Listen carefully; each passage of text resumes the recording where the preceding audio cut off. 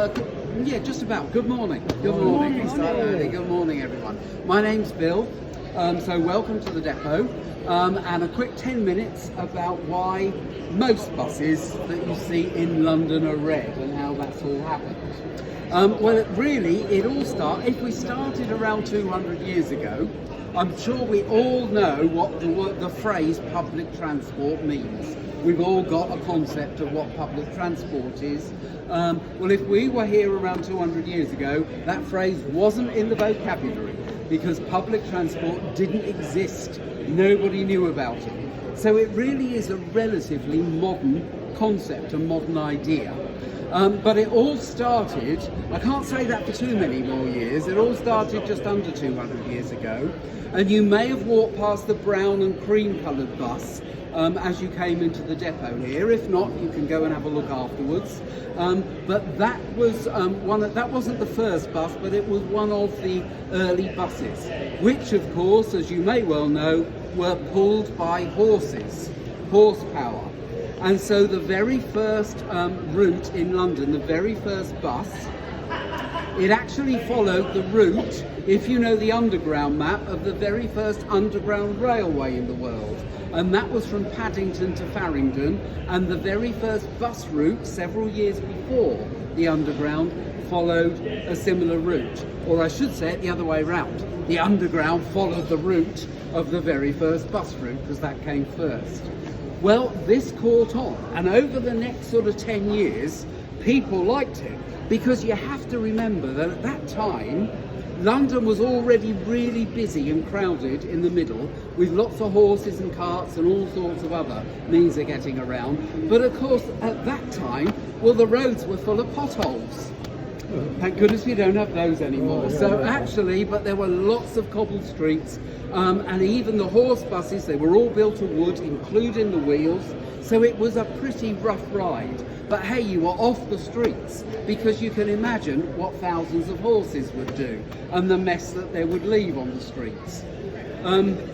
So the idea of riding on a bus for everybody, that's why it was called omnibus, the bus for all, and so it became very popular.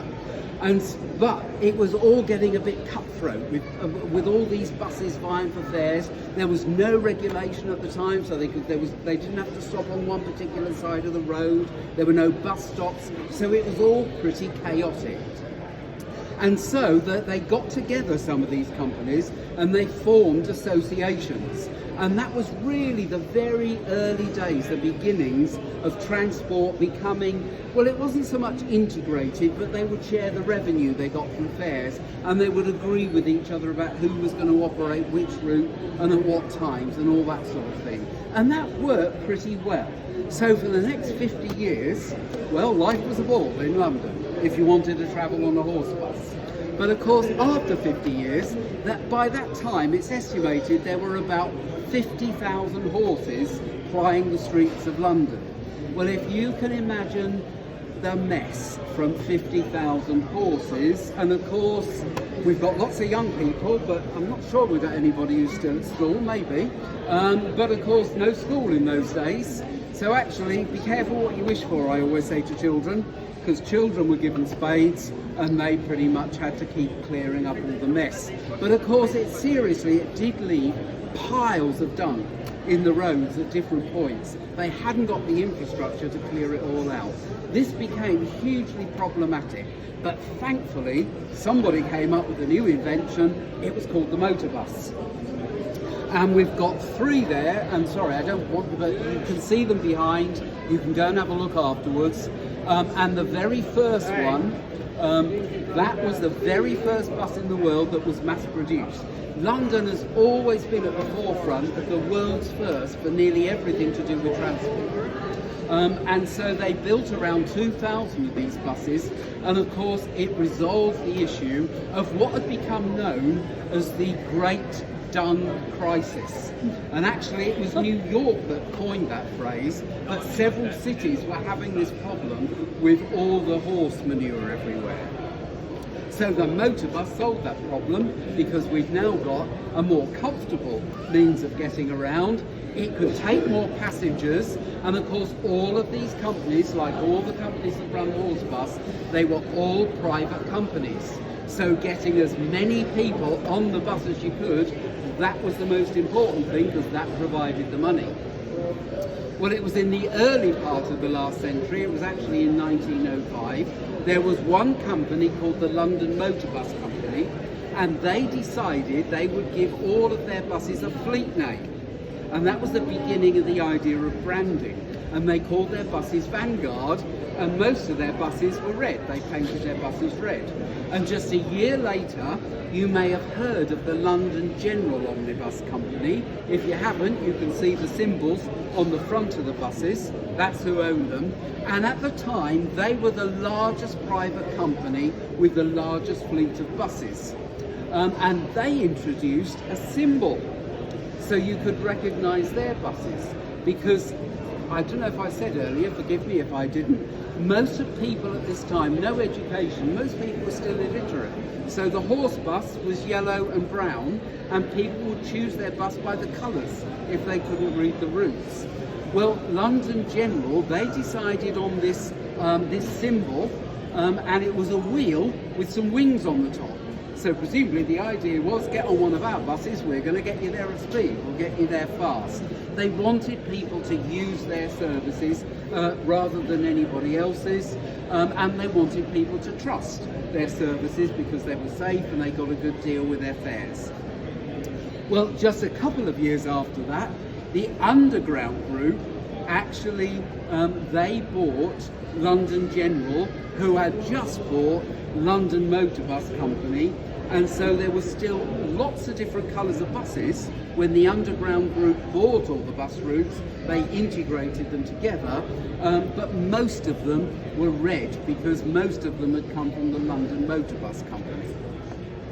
Now, it was also another first for the world, because that was the beginning of a truly integrated transport system, because instead of competing with the buses, the Underground, they actually served the Underground. So they started to organise routes to bring people to the stations. And because buses were so much more popular, they were cheaper, the buses for a while actually subsidised the loss-making Underground lines, because they were hugely expensive things to build. And then in the 1930s, you may, well, all today, I'm sure you're all aware of TfL, or Transport for London. Well, its predecessor was London Transport. And that was when the government of the day, they decided they would nationalise transport in London. And so it was never called London Transport. It always had lots of highfalutin names that none of them rolled off the tongue, but it just all became known as London Transport, and that was the name adopted. You'll see it written on many of the vehicles around today. And so they brought in all of the Underground railways and all of the different bus companies, and most of the buses they had were red.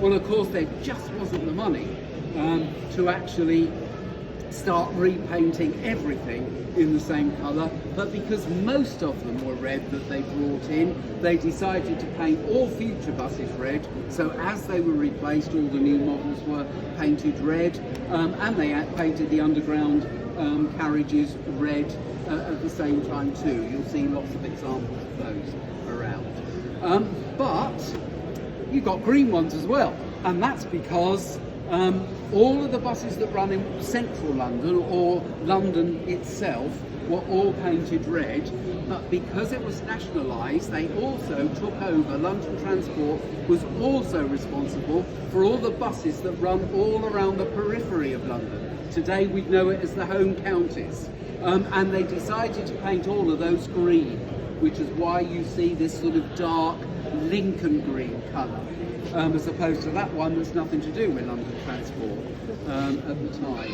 And so that they were sort of more reflective of the country area. They were called the country buses. But that's why we've got red buses in London today, and if you've got any questions, I'm quite happy to answer.